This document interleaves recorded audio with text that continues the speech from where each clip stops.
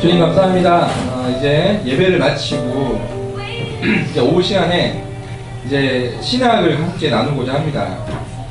그렇습니다. 주님의 제자는 사도 바울의 말씀처럼 모두가 목회자요, 모두가 신학자요, 모두가 선교사가 되어야 할 줄 믿습니다. 그리고 너희는 알고 확신한 일에 거하라 말씀하셨습니다. 우리가 알고자 합니다. 이 티올로지, 신학, 하나님에 대한 공부, 하나님을 알고자 하는 우리의 열망입니다. 주님, 이 시간을 통해서 당연히 우리가 알아야 할 내용들을 알게 하시고 우리가 세상에 나가서 싸워 승리할 수 있는 좋은 지식이 되어질 수 있도록 축복하여 주시옵소서. 예수님의 이름으로 기도 올려드립니다. 네. 이 강좌는 사실 이제 교회가 창립되고 4년 전이죠.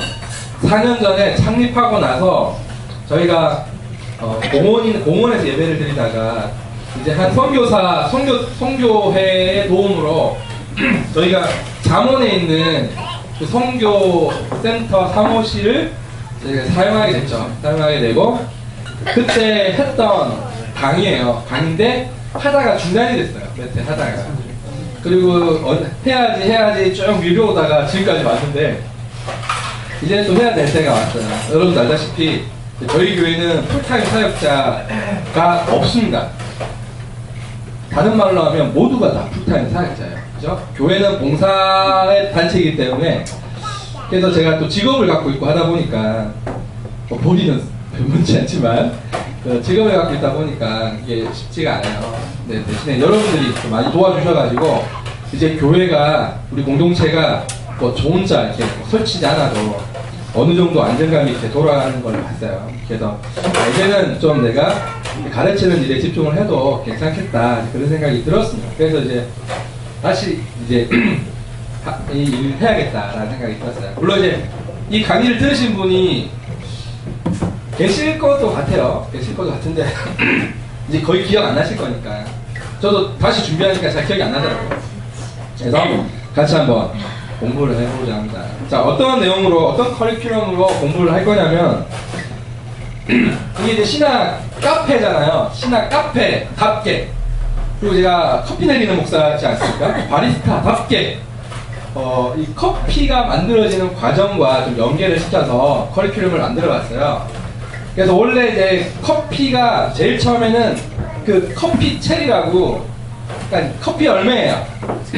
빨간 그러니까 버찌같이 생긴 건데 커피 체리라고 합니다. 그걸 체리랑 닮아서 커피 체리라고 하는데 그 커피 체리의 상태를 제일 먼저 공부를 할 거예요. 그러면은 뭐냐면 아주 완전 기초죠. 그게 바로 기독교 변증에 가는 겁니다. 기독교 변증이 뭐냐? 좀 이따 제가 설명할게요. 두 번째로는 생두의 상태.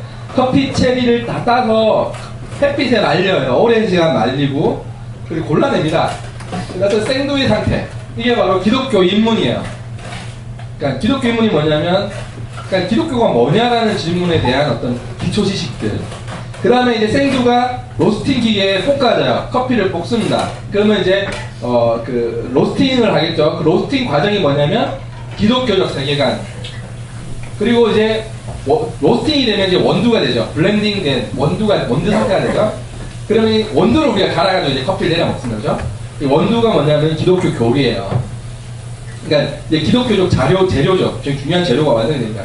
그 다음에 에스프레소, 커피를 이제 짜내죠. 에스프레소. 이게 추출해냅니다. 커피 원액을. 그러면 그게 기독교적 영성이고요. 또 맛있는 카푸치노로 이제 완성이 됩니다. 이것이 이제 성서의 맥, 성서신학으로 나가는 거죠. 이거 왜 이렇게 흐름을 잡았냐면, 지난주에도 제가 서두에 말씀을 드렸지만, 우리가 기독교에 대해서 전혀 모릅니다. 여러분, 어릴 때부터 모태신앙이라고 막 자랑하는 분들도 있는데, 그게 모태신앙이 못된 신앙이더라고요. 사실은 굉장히 위험합니다. 잘 모르는데 안다고 착각해버린 거죠. A.W. 토저 목사님 그런 말을 했습니다. 예수님을 아는 것을 믿는 사회라고 이야기를 했어요. 그러니까 우리가 예수님을 정말 잘 알아서 믿는 게 아니라 내가 예수님을 알고 있다라는 믿음을 믿는, 예수님을 믿는 게 아니에요. 여러분, 기독교는요 하나님을 만나는 사건이지 하나님을 만난 것 같은 기분의 종교가 아니에요. 구원파는 일정한 커리큘럼을 완성하면은 그들은 하나님을 만났다고 선언을 하거든요. 뭐 그런 일은 벌어지지 않아요. 그러니까 이 지식을 가진다고 해서 우리 하나님을 만나지 못해요. 하지만 이 지식을 가지고 하나님을 간절히 찾기 시작할 때 하나님을 인격적으로 만나게 되는 거예요. 그래서 사실은 이게 신학교 가면 배우는 과정들인데 이게 사실 신학교에서만 배워야 될 문제가 아니에요. 그러니까 소위 말하는 지금 신학교에서 배우는 것들이 과거에는 교회에서 다 가르쳤던 내용들이에요. 그래서 당연히 모두가 알아야 될 내용을 일부 성도들만을 배워가지고 스스로를 스페셜리스트인 것처럼 착각하는 거죠. 나는 목회자야. 나는 거룩한 지식을 갖고 있어. 그런 생각을 하면 안 돼요. 그런 적이 없어요. 기독교 역사상 그런 적이 없어요. 근데 일부 왜곡되고 삐뚤어진 경우에는 그렇게 발전이 됐는데 그게 이제 주류가 됐어요. 마치 목사님들은 굉장한 성서적 신학적 지식을 가진 특별한 존재로 생각하는데 그건 완전 개똥 같은 생각이에요. 예수님도 본인을 스스로 특별하다 생각 안 하셨어요. 우리가 똑같이 사셨어요. 그러니까 여러분들이 특별해져야 돼요. 모두가 특별해지면 아무도 특별하지 않아요. 그죠? 여러분은 특별하다니까요. 그러니까 여러분들이 정말 제대로 기독교가 무엇인지를 알지 못할 때 여러분에게 어떠한 기독교적인 세계관도 기독교적인 가치관을 가지고 살지 못한다니까요. 그러니까 좀비 상태로 살아가는 거예요. 살아있는 것 같지만 다 죽은 상태. 그래서 세상이 변하지 않는 거예요. 내가 변하지 않는데 어떻게 세상이 변해요? 여러분, 욕조에 더러워진 물을 깨끗하게 정화하려면 그 더러운 물에 몇 배가 되는 물을 부어야만 정화가 된대요. 그러니까 우리가 거룩한 하나님을 아는 지식으로 채워 넣어야만 우리가 이제 하나님을 조금 아는 정도, 그리고 우리 삶이 조금 바뀔 정도 된다는 거예요. 저도 여러분하고 거의 다르지 않아요. 수준이 비슷합니다. 저는 그렇게 생각을 해요. 그러니까 같이 공부한다 생각을 하고 여러분 자기 다 스스로 공부한다 생각을 해야 돼요. 저는 여러분이 공부하는 걸 조금 돕는 사람일 뿐이거든요. 그러니까 집중해서 잘 따라오시면 감사하겠습니다. 네, 기독교 변증이니까 오늘은 첫 번째 시간으로 잠깐 기독교 변증이란 뭘까? 네, 기독교 변증이란 뭘까? 11장으로 11장이 내년 중반까지 나겠네, 그죠? 변증만. 그러니까 생두 상태, 체리 상태로만 우리 한참을 나가야 되는데, 자, 변증이란 뭐냐? 변증이란 말이 어렵잖아요. 어려운 말이 아니에요. 이게 변증이란 뭐냐면 사실 철학적 용어거든요. 무엇인가를 증명한다는 거예요. 말로. 변호사 할 때 이거 변자거든요. 증거라는 거죠.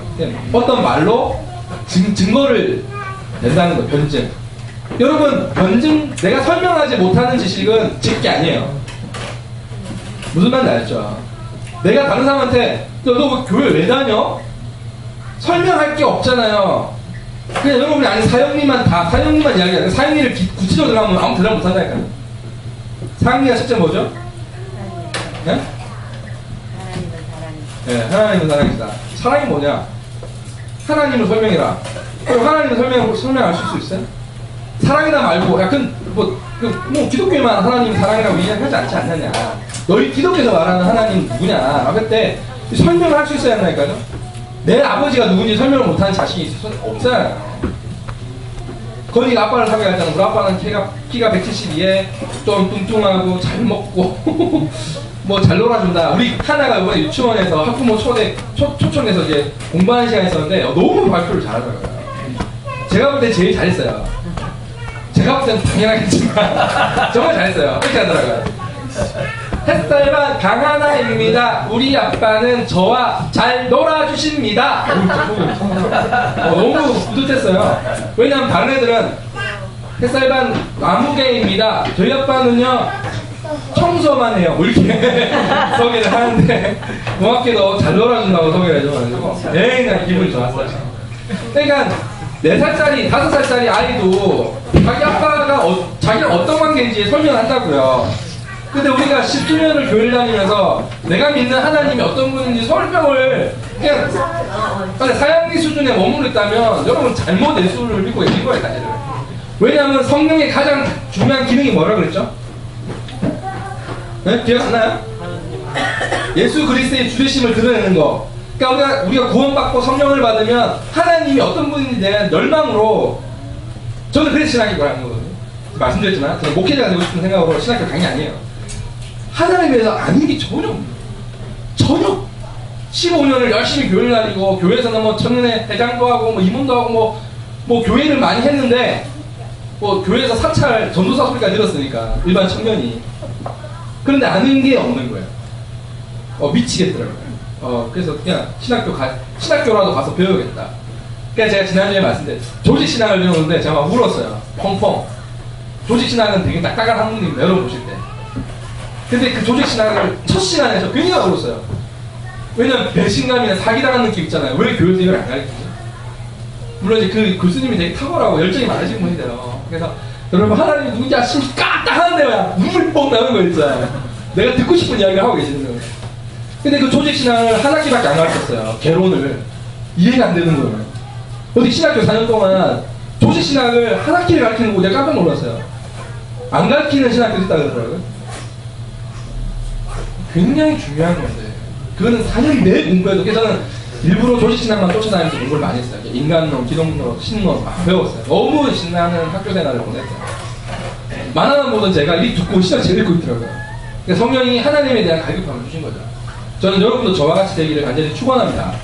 자, 변증이란 뭐냐? 그 다음에 신존재 증명, 그 다음 우주론적 본증, 아유 뭐 힘듭니다. 그죠? 막 머리 아프죠? 설계라는 건 언제, 그냥 언어만 어렵지 사실은 내용은 어렵지가 않아요. 자, 그래서 오늘은 첫 번째로 변증이란 뭐냐, 왜 필요하냐를 잠깐 살펴보도록 하겠습니다. 자, 변증의 정의를 먼저 살펴볼게요.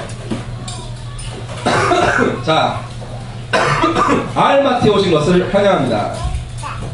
여러분, 알마트가 뭘까요? 알이 무의학자일까요? 릴리전, 종교의 마트에 오신 것을 환영합니다.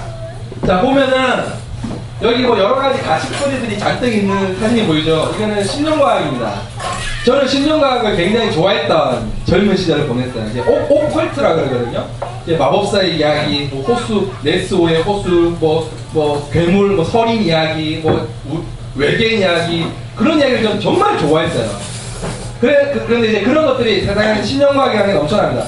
근데 요즘 들어서 신념과학이 점점 종교 형태를 가지죠. 그 대표적인 종교가 혹시 기억나세요? 사이언톨로지라는 교회가 있어요. 그 교회의 전도사격인 사람이 바로 여러분이 너무나 잘 아는 탐 크루즈예요. 탐 크루즈가 이 사이언톨로지 교회, 그러니까 외계인의 지식을 숭배하는 종교예요. 굉장히 큽니다. 굉장히 커요. 단체가. 굉장히 미국에서는 힘도 있어요. 톰 크루즈가 쓴 사람. 근데 톰 크루즈가 얼마 전에 그거 탈퇴했대요. 근데 톰 크루즈가 그 자기 와이프랑 이혼할 때 누구죠? 굉장히 유명한 여배우 있잖아요. 케이트 홈즈 전에 니콜 키드만. 뭐 그런 거 잘 알아. 우리 집사님 훌륭해. 여기 플러스. 이렇게 눈이 반짝반짝 빛나요. 이 니콜 키드만이랑 이혼한 사유가 바로 종교 갈등 때문에 그랬어요. 니콜 키드만은 카톨릭 신자예요. 카톨릭 신자는 자기 남편이 이제 어떻게 보면 무상 숭배하는 거잖아요. 근데 지금 뭐 이 톰 크루즈가 이 사이언톨로지 좀 나왔다는 소식을 들었습니다. 여하튼 신념과학이라는 게 있고, 그 다음에 왜 이 고기는 유대교일까요? 고기 안 먹어요. 네, 이 돼지고기는 아닌 것 같아요. 피해 제사를 드리잖아요. 소를 쪼개가지고 제사를 드린다. 그런 의미에서 유대교는 돼지고기는 안 먹어요. 네. 그 다음에 이슬람교, 왜 물고기일까요? 모르겠어요. 이슬람교? 죽은 종교란 뜻이에요. 맞아요. 제가 이 사진을 쓴 게 이슬람교는 종교가 아니에요. 이슬람의 가장 위대한 이맘이라고 그러거든요. 이슬람의 종교 최고 지도자를 이맘이라고 얘기하는데 그 이맘이 하버드 대학에서 그 강의한 내용이 있었어요. 그가 하버드 대학에서 첫 강의를 하면서 뭐라 그랬냐면 이슬람은 종교가 아니다 그랬어요. 이슬람은 이데올로기라고 그랬어요. 이데올로기가 뭡니까? 종교 사상, 정치 사상이죠. 정치 신념이에요. 저는 이슬람에 대해서 공부하신 분들은 알겠지만 저는 이슬람에 관심을 가져서 공부를 좀 해봤거든요. 제가 이슬람을 가진 건 목사라서가 아니라 신밧드의 모험을 너무 좋아해서요. 이슬람을 공부하다 보니까 어떤 내용이 나오냐면, 그러니까 이 마호멧이라는 그 사람은 이제 그 선지자잖아요. 이슬람의 선지자인데 그 마호멧이 왜 이슬람을 만들었냐면 유대인 그 상인들과의 그런 경쟁을 위해서 종교를 만든 게 이슬람이에요. 근데 사실은 처음에 이슬람 교도들은 약탈과 방화를 일삼았어요. 왜냐하면 그게 경제적인 일 때문에 다툼이 있었거든요. 처음에는 유대인들하고 굉장히 친했어요. 그래서 그 이슬람의 경전이 코란이잖아요. 코란이 전편과 후편으로 나눠지거든요. 전편을 공부해보면 전편은 유대인들에 대하여 굉장히 호감을 가지고 있어요. 친유대인이에요. 근데 코란 후반으로 가면 유대인들을 굉장히 증오하는 내용이 나와요. 그러니까 코란의 전반부는 유대인들하고 잘 지냈어요. 그러면 이슬람에서 가장 위대한 선지자가 누군지 아세요? 마호멧 말고 마호멧이 자기가 가장 존경한다는 선지자가 바로 아브라함이에요. 이제 성경에 여기서 알라는 하나님이에요. 우리 기독교에서 말하는 하나님하고 이스라엘 말하는 알라하고 똑같은 개념이에요. 그리고 이 코란에 보면 예수님에 대한 이야기가 나와요. 코란에서 예수님은 거의 마호멧과 동급의 선지자로 소개가 됩니다. 그래서 이 이슬람 교회도 종파가 굉장히 많습니다. 그래서 이 사람은 아브라함파, 마호멧파가 나눠져 있어요. 그래서 어떤 선교사님이 그러니까 복음을 전하다가 잡혔어요. 잡히면 죽잖아요. 그래서 너는 어느 파냐 딱 물어봤는데 이 선교사님이 딱 아이디어가 떠오른 거예요. 그래서 나는 이슬람이라고 한 거예요. 왜냐면 이슬람은 뭐냐면 알라를 따르는 사람들이란 개념이거든요. 그러니까 그게 하나님을 따르는 사람이란 말 동일한 거예요. 그러니까 배교한 게 아니에요, 사실은. 왜냐면 그쪽의 언어로서는 알라를 따르는 사람이란 말이 똑같으니까. 그래서 난 이사파 유대인이다 그러니까 이사파가 뭐냐면 예수를 따르는 사람들이라는 뜻이에요. 근데 그게 실제로 있어요. 이 모슬렘들 중에 이슬람 중에 예수님을 따르는 제자들이 있어요. 근데 그들에게서 예수님은 하나님하고 동일하진 않아요. 거기 그런 차이가 있습니다. 그러니까 굉장히 코란의 경전을 보면 우리가 아는 단어들이 굉장히 많이 나옵니다. 거의 유사해요. 그러니까 유사 유대교예요, 사실은. 근데 이데올로기로 만든 거예요, 목적은. 그 다음에 뉴에이지 운동. 온갖 이게 다른 음식들이죠. 사탕들이거든요. 이 뉴에이지 운동은 뭐냐면 인도의 힌두교에서 비롯된 거예요. 인도의 힌두교는 3억 3천 종류의 신들이 있습니다. 3억 3천 개가 넘는 신이 있어요. 굉장히 많은 신들이 있죠. 그러니까 뭘 믿어도 상관이 없어, 힌두교는. 그래서 이제 그 뉴에이지 운동은 뭐냐면 인간들이 좋아하는 것만 모아놓은 종교라고 보시면 돼요. 그러니까 나를 잘 되게 하는 종교. 그 다음에 죽은 종교. 그 다음에 이거는 힌두교. 섞어 먹는 재미가 있습니다. 섞어 먹는 재미가 있어요. 힌두교. 그 다음에 이건 뭔 것 같아요? 불교. 왜 불교를 비카트라고 했을까요? 네. 라틴. 해파라는 게 종교잖아요. 그러니까 불교인들의 개념은 뭐냐면 나띵이 되면은 구원받은 거예요. 나띵이 되면은. 이게 불교입니다. 그러니까 이걸 통해서 여러분 종교에 대한 이미지가 대충 어떤 내용인지 아시겠죠? 근데 기독교는 보면은 싱싱하고 파릇파릇하고 먹기 좋은 야채들로 진열되어 있죠. 이건 우리가 믿는 게 기독교라서 좋은 걸 한 게 아니라 종교가 이야기하고 있는 내용을 설명하다 보니까 설명할 수밖에 없어요. 왜냐하면 기독교의 최종적인 목적은 죽음을 넘어 생명을 얻는 거기 때문에 그렇습니다. 그러니까 영원한 생명을 설명할 수 있는 종교가 없어요. 왜냐하면 이슬람교는 뭡니까? 모른다는 거잖아요. 그래서 인샬라라는 인샬라, 알라의 뜻이다. 알라의 뜻이 뭐냐? 어떻게 될지 모른다는 거예요. 그러니까 착하게 살아도 구원을 못 받을 수 있어요. 이슬람의 교리에 의하면. 그러니까 대신에 유일하게 구원받을 수 있는 딱 한 가지 방법이 있어요. 뭔지 아세요? 성전을 지으면 돼요. 그러니까 이슬람을 위해서, 알라를 위해서, 그러니까 폭탄 테러, 자살 테러를 한다거나 그러면 100% 구원을 받아요. 그러니까 이게 정치 이데올로기라니까. 사람들을 이용해 먹는 거죠. 그리고 그들이 말하는 천국은 우리가 생각하는 천국이 아니에요. 그들이 생각하는 천국은 뭐냐면 죽어서 가면은 수백 명의 부인을 거느리고 왕국 같은 화려한 곳에서 부귀영화를 누리는 거라고 생각을 해요. 박수 치려고요? 이 개종자 가면 나왔어요. 그럼 폭탄 테러를 해야 돼. 그래서 이러한 정치 이데올로기가 있기 때문에 이슬람들이 무서운 거예요. 왜냐하면 죽어도 자기들은 그러니까 이게 얼마나 사람들이 이게 어리석은 사람들을 이용하는지 알겠죠? 그 다음에 자, 근데 이 모든 마트가 마지막에 결제 수단은 뭐냐? 결국 죽음이라는 거예요. 그러니까 사람은 다 누구나 죽어요. 이건 불면의 진리죠. 인간은 다 죽습니다. 그러니까 이 죽음의 결제를 누구나 다 하게 돼 있단 말이죠. 인간은. 자, 그렇다면 왜 우리는 이 종교, 이 알마트에서 우리는 종교를 쇼핑해야 하느냐? 오늘날 현대인들은 종교를 고릅니다. 그래, 나는 조용한 게 좋아. 나는 참선하는 게 좋아. 나는 불교가 맞는 것 같아. 나는 요즘 뭐 보니까 사회 정의도 없고 뭐 그냥 뭐 교리도 없고 사람들이 뭐 그냥 기준이 없어. 나는 이슬람을 믿어야 되겠어. 이슬람 여러분, 왜 지금 이슬람이 굉장히 부흥하는 이유가 뭐냐면 이슬람은 이것이다 라고 막 하는 게 있어요. 그것만 지키면 된다고 이야기하는 게 있어요. 우리나라 500년을 다스렸던 유대교가 다시 부활한 거예요. 이슬람을 통해서. 그것만 지키면, 상가 우리만 지키면 된다 뭐 이런 게 있는 거예요. 그러니까 이 사람들이 그게 매력을 느끼기 시작하는 거예요. 그러니까 그거 있잖아요. 부모가 때려야만 뭐 열심히 하는 애들 있거든요. 그런 개념이에요. 이런 이슬람이. 그게 나한테 맞는 것 같아. 나는 유해지가 맞는 것 같아. 뭐 진리가 세상에 어딨어. 내가 진리야. 명상하고 내가 신이 되겠어. 옛날에 우리 도교랑 비슷하죠. 내가 이제 신이 되는 거. 그런 개념이 바로 유해지 운동이에요. 자, 그러면 종교가 나의 취향이나 나의 적성에 맞추어 우리가 쇼핑하듯 고를 수 있는 문제일까요? 여러분은 왜 기독교를 선택하셨습니까? 여러 가지 이유가 있겠죠. 그 중에서는 집에서 가까워서 이쁜 여자들이 있었어. 저는 처음에 그렇게 해서 교회를 갔어요. 속았어 정말. 우리 전성훈 과장님한테 속아가지고 교회를 열심히 다니기 시작했어요.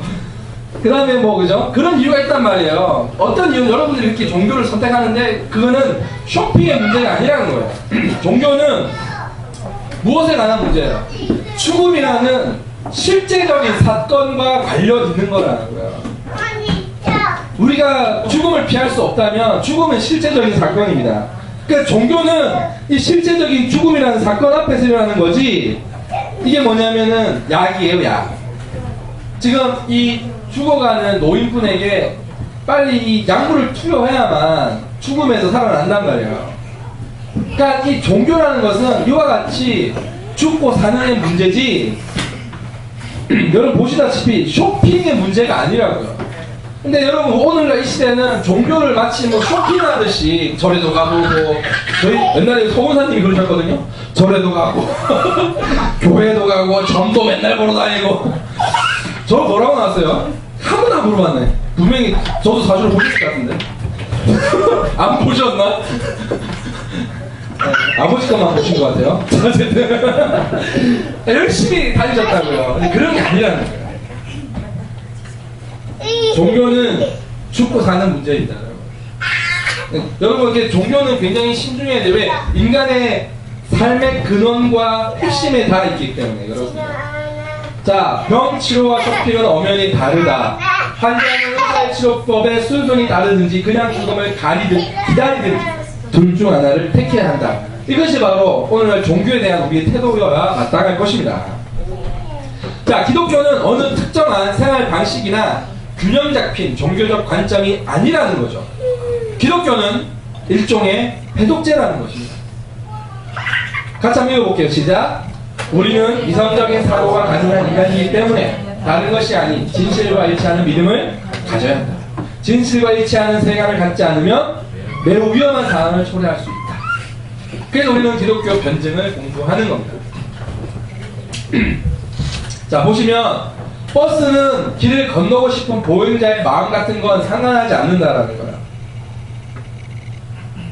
우리가 교통사고를 할 때 대부분 보면, 물론 뭐 운전자가 잘못할 수도 있지만 보통 보행자도 신호를 무시하고 뛰쳐나가다가 갑자기 오는 차에 치이는 경우가 굉장히 많습니다. 그러므로 이 신호등은 평상시에는 우리가 그냥 가볍게 여겨도 되는 문제지만 교통사고가 난 사람의 입장에서 보면 생명을 지키는 굉장히 중요한 수단이 되는 거죠. 이와 같이 우리가 우리의 이성적인 사고가 가능한 인간이기 때문에 빨간불인지 파란불인지 우리가 구분을 할 수 있는 것처럼 우리가 내 진실과 일치하는 믿음을 가져야만 진실과 세계관을 가질 때만 우리 이 세상에 변화하는 삶을 살아갈 수 있다는 거예요. 그래서 아는 일과 믿는 것과 아는 일이 하나가 되는 거. 우리 디모데 후서에 보면 그런 말씀 있잖아요. 믿는 것과 아는 것에 하나가 될 때 우리 삶의 변화가 일어나는 거죠. 그래서 기독교 변증은 그래서 굉장히 중요한 겁니다. 자, 진리는 우리가 믿어야만 진리가 되는 것이 아니지만 믿어야 마땅한 것이다.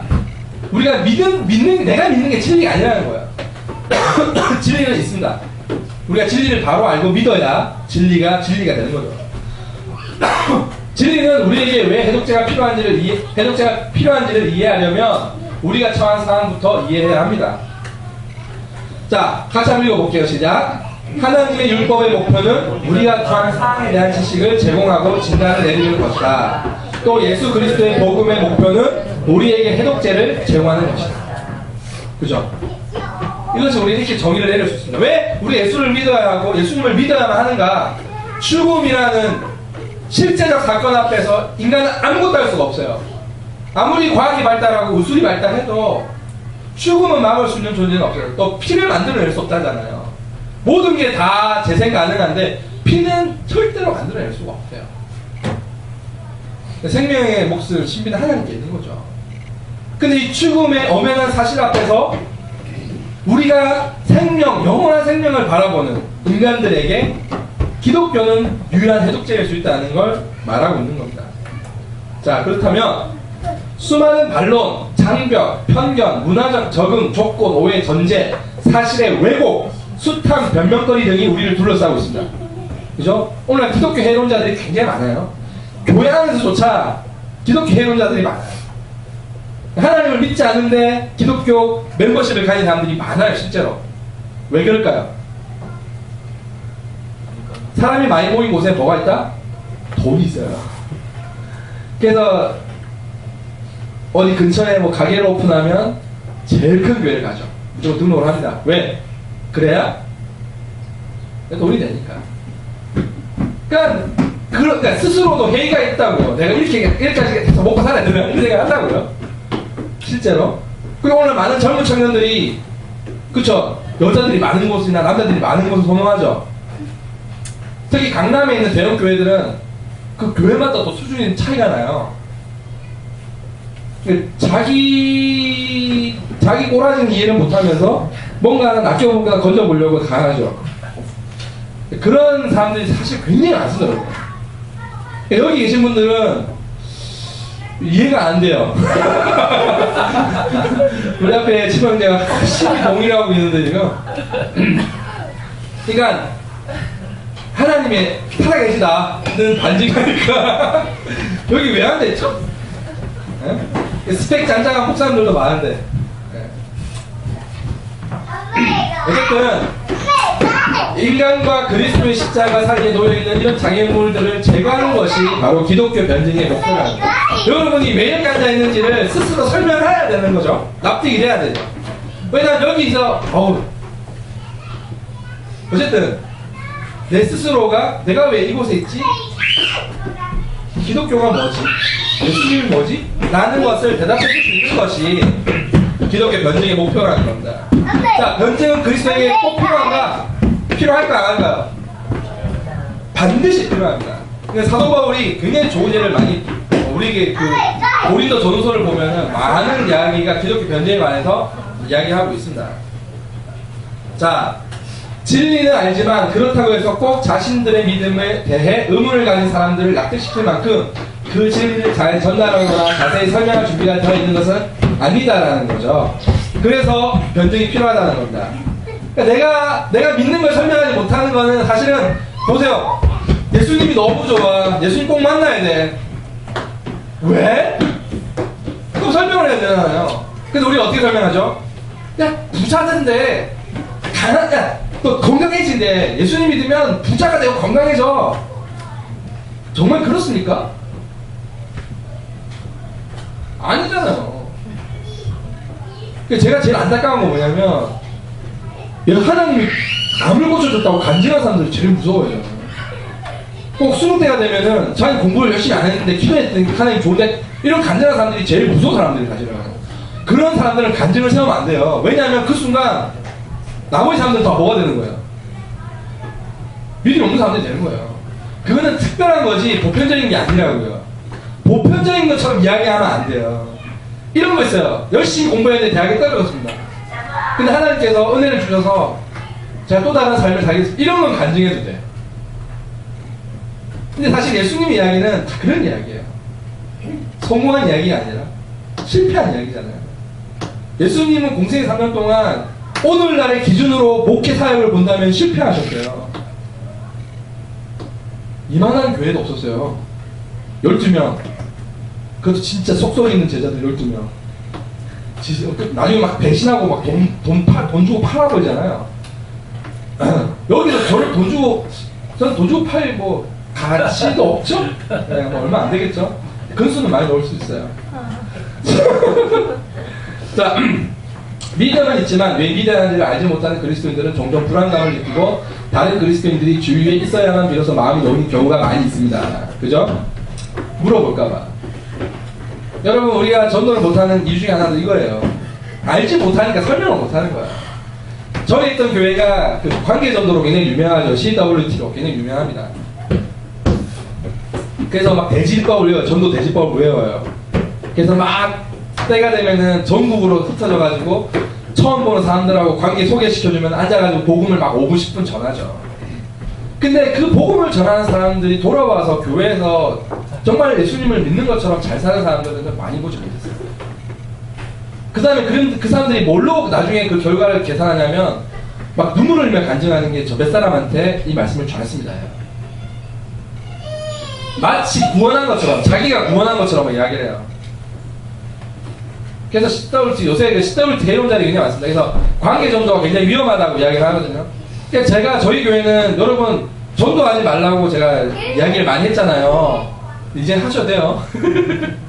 전도를 하지 말라고 한 이유는 거기에 있는 거예요.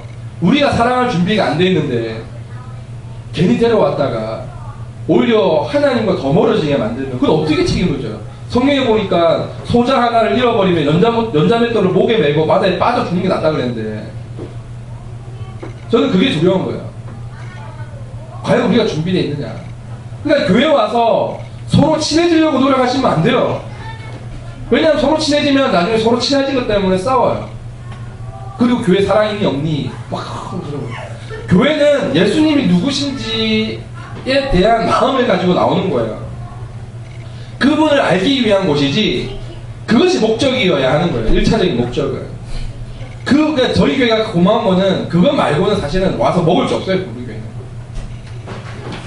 이쁜 자매들 물론 몇 명 있지만 몇 명밖에 없죠? 뭐 우리 형제들 잘생기고 다들 뭐 키도 180 넘어가고 다 멋진데 몇 명 안 되잖아요. 그러니까 와서 뭐 먹을 게 없어요. 처음에 저희 교회에 뭐 먹을 게 있을 것 같아서 오신 분들은 다 떠나셨어요. 먹을 게 없어요. 왜냐면 제가 예수님이 아니잖아요. 저도 불완전한 인간이고. 대신에 저희 교회는 딴 거 아니에요. 진지하게 예수님, 그 돌 교회가 그거잖아요. 그 돌이 되자. 우리 돌이 되자. 아무것도 하지 말고 돌이 되자. 하나님이 우리 어떻게 쓰실지 우리 함께 준비하고 기도해보자. 그런 내용이죠. 자, 이 문제를 해결하는 방법은 그리스도인들이 교리, 기독교 역사, 철학, 논리, 그 밖에 기독교와 관련된 다른 학문 분야들에 대한 지식을 갖추는 것이라는 거예요. 그러니까 내가 어디서 태어나고 내가 어디에서 자랐으며 난 어떤 학교를 다녔고 나는 어떤 사람이냐 이력서를 쓰잖아요. 그러니까 우리가 신앙인으로서 자기 이력서를 쓸 줄 아는 만큼의 자기에 대한 자기가 믿고 있는 것에 대한 신념, 신앙에 대한 이해는 있어야 한다는 거예요. 그게 없다면 사실 여러분은 아무것도 아닌 거죠. 교회를 아무리 열심히 다녀도 사실은 아무것도 아닌 거야. 헛된 노력을 하는 거죠. 자, 기독교 변정의 임무가 있습니다. 정보를 제공하는 것이다. 그래서 예수는 실존 인물이 아니다. 하나님의 존재는 입증할 수가 없다. 기적 같은 건 없다. 예수가 부활했다는 증거 어디 있냐? 하나님은 악은 존재를 왜 허용했느냐? 왜 이 세상에 악하냐? 하나님 계시다면서. 기독교는 논리적이지 못하다, 이성적이지 못하다, 무대보다 무조건 믿으라고 한다. 당신이 믿는 진리는 당신에게만 진리고 내가 믿는 진리는 나에게만 유해지 사상이죠. 이런 시대에 이런 질문들을 한단 말이에요. 교회를 향해서. 여러분들을 향해서 한다고요, 세상은. 그러니까 이에 대한 대답이 물론 우리 삶으로 드러내야겠죠. 내 삶에 내가 얼마나 하나님의 은혜 가운데 잘 사는지를 내 삶으로 증명해야 되지만 그 삶으로 증명하기 위해서는 우리가 알아야 된다는 거예요. 알아야지만 살아낼 수 있는 거죠. 그러니까 우리가 성교적인 삶을 살기 위해서는 우리가 알아야 된다는 거예요. 자, 기독교 변증의 세 가지 다 끝나갑니다. 첫째, 변증은 기독교가 이성으로 증명할 수 없어도 이성과 반대되는 비이성적인 것은 아니라는 사실을 보여줘요. 물론 왜 그래? 얘들아 같이 놀아. 그러니까 기독교에는 신비가 많아요. 죄 문제도 신비에 관련된 거예요. 우리가 죄에 대해서는 100% 완벽하게 알 수 없어요. 성경에서 말해주는 것만큼 우리 이해할 수 있지만, 그러니까 하나님의 존재도 신비해요. 삼위일체도 사실은 신비해요. 우리가 이성적으로 설명할 수 없는 부분도 많다고요. 하지만 그렇다고 기독교가 비논리적, 비이성적인 종교는 아니라는 걸 증명할 수 있다는 거예요. 무슨 말인지 아시겠죠? 두 번째로, 변증은 기독교에 대한 반론의 답변을 제공하고 불필요한 오해를 없애주는 기능을 합니다. 셋째, 기독교 변증은 기독교를 옹호하는 증거와 논리를 제공할 뿐 아니라 역사적인 신앙과 논리적으로 양립할 수 있는 무신론 및 다른 종교들의 약점을 잘 보여준다라는 거예요. 자, 기독교 변증을 우리가 공부해야 될까 안 해야 될까요? 해야 돼요. 네, 당연히 해야 되겠죠. 자, 기독교 변증을 공부하면서 얻을 수 있는 성과는 무언가 한번 봅시다. 첫째, 같이 읽어볼게요. 시작. 용기와 확신과 적극적인 태도를 가질 수가 있습니다. 우리가 확실히 아니까, 알기 시작하니까. 여러분, 이 지식이 우리를 구원에 이르게 하는 건 아니에요. 대신에 이러한 기독교적 변증을 통해서 우리가 논리적으로, 이론적으로 이해를 할 수 있어요, 스스로. 그러니까 자동차를 어떻게 운전해야 되는지 배우고 이해하면은 올 수 있잖아요. 우리 기독교가 뭔지를 이해하기 시작하면 우리의 신앙에 힘이 실리고 내 삶이 그 말씀 가운데 조용되기 시작하는 거죠. 자, 제가 읽어보겠습니다. 변증은 기독교 신자들로 하여금 세상에 순응하거나 세상과 타협하지 않고 세상에 관여할 수 있게 해줍니다. 어떤 바이러스나 병균을 이겨내려면 그에 대한 해독제를 반드시 알아야 하는 것처럼 그리스도인들도 반기독교적인 생각의 치명적인 결함을 이해하고 인식하며 그런 결함을 드러내고 더 적절한 세계관을 제공할 수 있어야 합니다. 이것이 곧 변증학의 역할입니다. 지금 에볼라 바이러스 때문에 전 세계가 공포에 떨고 있죠. 지금 백신이 개발됐다는 소리를 들었는데 그걸 접종하려면 한참 남았다고 하더라고요. 정확한 내용은 잘 모르겠지만 우리가 기독교가 만약에 죽음을 이겨낼 수 있는 생명의 약이라면, 그죠? 생명의 그런 해독제를 한다면 그 사람들에게 전해줘야 되잖아요. 그게 당연한 거죠. 그런데 사람들이 그 해독제를 맞기를 두려워한다는 거예요. 이해가 안 되니까. 혹시 잘못 맞아서 잘못되면 어떡하나. 특히 오늘날은 교회가 무엇을 증명하고 있습니까? 개독교라고 놀림을 당하잖아요. 야, 너희들이 그렇게 하면서 뭐 기독교가 사랑이라고, 기독교에 생명이 있다고 웃긴 소리 하지 마. 그런 얘기를 한다고요. 몽롱하게 대놓고 한다고요. 이제 신해철 씨가 얼마 전에 돌아가셨는데, 신해철 씨는 가톨릭 신자죠. 그는 신부가 되려고 했던 사람이에요. 하지만 그의 노래 중에서 옛날 넥스 시절에 1집을 보면 기독교에 대해서 굉장히 비판적인 노래를 많이 했어요. 그게 10수년 전의 이야기예요. 근데 오늘 더 나아졌습니까? 아니라고. 그러니까 이게 당연히 알아야 될 내용을 처음 들으니 우리 신앙이 잘할 리가 없어요. 이게 현실이에요. 오늘 강의 녹화되거든요. 궁금하신 분들은 제가 영상에 올리면 교회 홈페이지 나와서 다시 한번 보십시오.